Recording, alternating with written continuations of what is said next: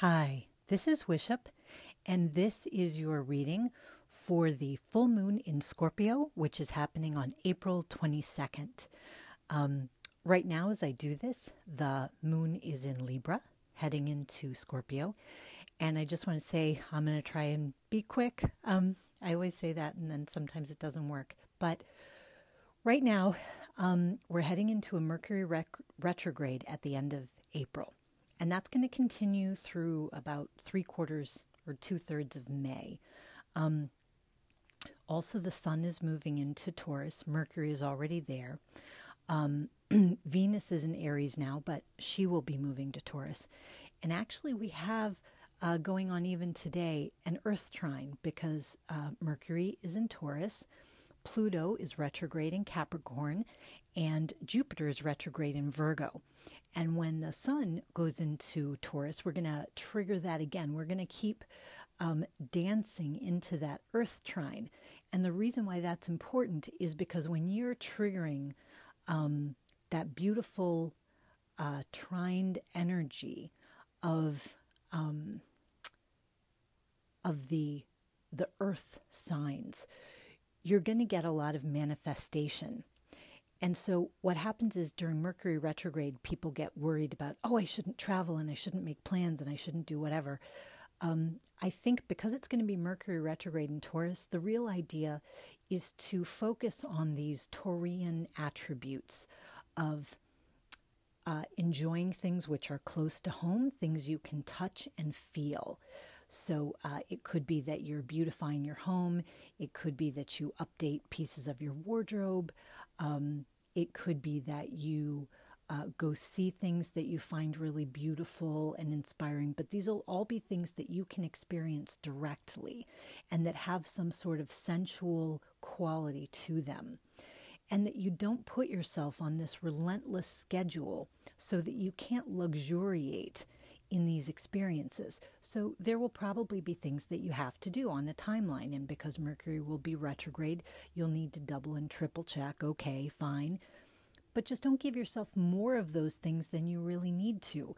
Give yourself that time to luxuriate and to think about what you really value, because what's happening with the full moon in Scorpio is that we're going to culminate out, we're going to bloom, we're going to enlighten the things that we don't really care about and the things that we do. So there's going to be a spotlight on what we really love, and then you're going to want to gravitate to those things. And that's a great thing to do, not in a goal-oriented way, but in a way that's really driven by your affection and your appreciation of it. So I wanted to say that briefly. If you haven't checked in with astrologers about the upcoming many retrogrades going on and the Mercury retrograde, I think it's a good idea. I find it very useful. But anyway, I wanted to give you a little snippet. I will say one last thing, which is that in early March, Jupiter, which has been retrograde in Virgo, is going to come direct again. And I find that planets, personally, this is just my experience, on their way in and out of retrograde, there's usually a warm kiss at the door, hellos and goodbyes, a kiss and a hug. So when Jupiter comes back direct in early May, even though Mercury is going to be retrograde, Jupiter is going to be coming back direct in that Earth sign. And you can expect blessings. And this is a time, actually, rather than trying to push, force blessings to happen, this is a time to sit back, enjoy, and let them come to you, to be receptive. It doesn't mean nothing is going to change in your life. It doesn't mean nothing good is going to happen. It means that it's going to happen by being full of enjoyment and receptivity rather than being just relentlessly goal-oriented. Okay, so the cards I'm using this time are the new Ghosts and Spirits Tarot. It's new to me, so I'm actually going to end up reading the book because not only are they tarot cards, but each one is tied to a ghost story, which is so cool. So I'll want to make sure and share that with you. And then I'm tying each one of those to Lenormand cards where we can kind of read across the different decks. So here we go. Okay, Knight of Swords. Let's flip this one. Oh, look, it's Temperance in reverse. Okay, so the first thing I'm thinking about with that sense of luxury that we're talking about, of those little indulgences that make you feel good, Temperance in Reverse is saying don't feel like you have to be so rigidly balanced. This is saying it's okay to drink deeply of some of the joys of life, whatever they are for you, whatever those pleasures are. It's okay to drink a little more deeply, because you know what? The planets are going to shift. Time's going to shift. There will be a time to do other things. But right now, try to enjoy that spring feeling, and don't feel like you have to be in the temperance society. Okay? You're obviously, don't destroy your life, but but I think you can enjoy a little bit and not feel guilty about it. So let me look up. This is I know that Temperance is the Swan Maiden, and she is actually a shapeshifter. So when she loses her swan feathers, she can no longer change back into a swan. So what happens here in the upright, it sort of means that you're able to shift back and forth. And you're being called to be very adaptable, right? You're going to be a human one day, you're going to be a swan the next day. The swan goes in and out of the underworld and also in the surface world. This is saying you don't need to do that. You can stay grounded right where you are. You don't need to try to be everything to everybody and to endlessly adapt yourself to situations. This is sink into where you are and try to enjoy it. So let's get the Knight of Swords here. Okay, it's Akimu. In ancient Babylonia, Akimu was a malignant vampire ghost who wandered the earth seeking human flesh. When newly deceased were not given proper burial or suffered a traumatic death, Akimu would appear to spread pestilence and disease. It was perhaps the first known vampire ghost myth ever recorded. Its wails, similar to the banshees, could presage death. The winds are blowing with forceful intent. The ghost's haggard appearance and its inability to fully materialize are emblems of its tragic demise. It merges with the elements, suggesting creativity and perseverance. Part of the reason that I used the Ghosts and Spirits Tarot is because people get very afraid, I think, of the scorpionic energies. And I find that depth that really allows you to cut through to the heart of things, it can be so useful. And so I wanted to confront all those fears head on by using the Ghosts and Spirits deck. So let me give you a bigger look at the artwork on this. Is so great. I had been looking at this deck for a while. So here's the Knight of Swords. Now we can think of the Knight of Swords as hasty. Obviously this one's very windy. And so I think the idea is that temperance in this sense is the opposite, right? Here she is by this placid pool, okay?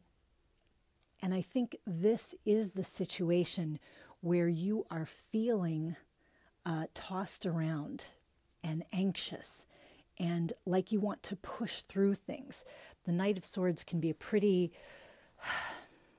hasty-minded character, right? It's somebody who wants to move through and push through and get it done now. And he doesn't care if he doesn't understand the whole situation. He's just pushing through. I think this is very much sort of describing to us the things to avoid, right? So we've got temperance. This is saying we don't need to be completely placid and perfectly balanced. But this is saying we don't want to be totally intemperate and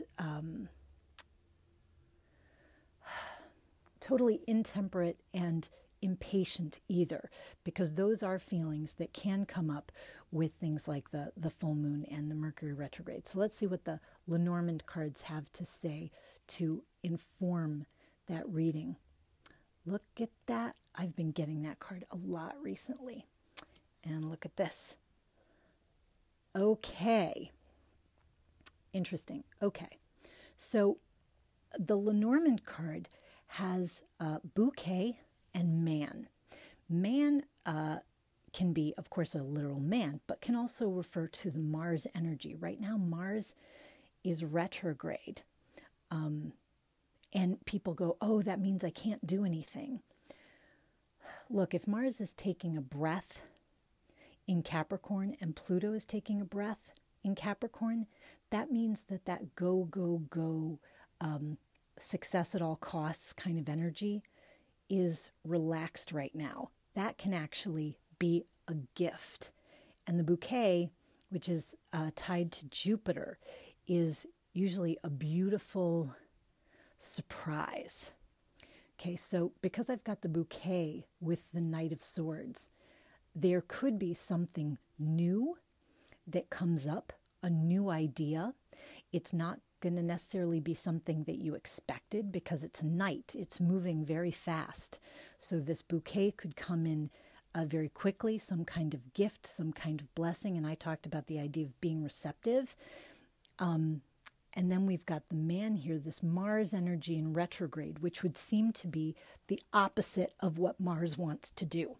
And we've got Temperance in the reverse. So I think what this is saying is don't be afraid to explore the opposites of what you would have done in the past. Explore the alternatives. Let yourself take the other side, the other point of view, because probably what's going to happen is there's going to be a gift that requires you to see things not in the traditional, sensible, usual, forward-thinking, very organized, very typical way.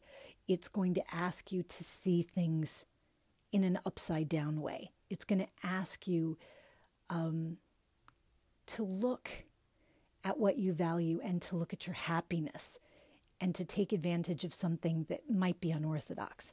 So let me flip this oracle card. I've got the oracle card from Eyes. Oh, there it is. Art Through the Eyes of the Soul. Okay. And let's see what we get. I love it. I love it. Explore other realms. So this again would speak to that being open to the unconventional gift that could be coming your way, not fighting it, not arguing with it, and not trying to make it fit into some previous expectation you have, but really to be open to the unusual answer. It could be an answer to a problem. It could just be a brand new direction. So let's see if I can look this up here. Here we go. Okay. Where you are, this is the meaning of this card from the Voyage of Malduin. Where you are is exactly where you should be. Do not look for an outcome, but at the wisdom gained on your journey. When heroes and monks drifted off in a symbolic boat guided by the gods of their faith, this was called the Imram, or journey of initiation. For Malduin, it started out with the lower vibration of revenge, but it ended up with illumination and peacemaking through a series of tests and trials on mysterious islands. The Celtic symbol of the apple branch represents travel to the other world, and the birds are spirit. This is the classic hero's journey, the going and returning of the hero or heroine and their attainment of spiritual transformation, which would add to the wisdom and evolution of their culture. So this again is reinforcing that same sort of idea, but anyway, it's reinforcing that same idea that something of a new blessing is going to come forward, some offer, some invitation, some gift, and it's not going to be one that you've expected, and it may require bravery, actually, to step forward with it, because it's not going to look like the usual sort of solution. It's not going to look like the temperate thing. It may not look like the sensible thing. But because man comes afterward, and man has to do with Mars and direction, it looks like this gift takes you in the direction that you really need to go. So hope you have a great full moon in Scorpio, and rock on.